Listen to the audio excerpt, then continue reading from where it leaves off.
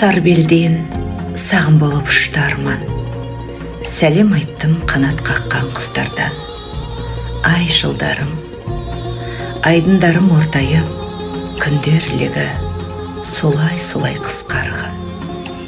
Айнам көздің айдай болған ажары, жабырқаған жанның дертін жазады. Қысқарады құстар әні секілді, дүбірі көп дүниенің базары.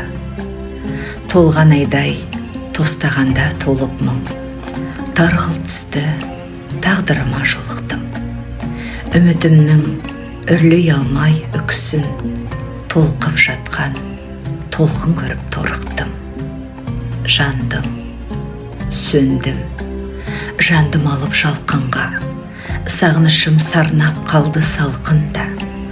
Сыңар арман сыбызғы боп сыңсыйды, кер заманның керуенінің артында.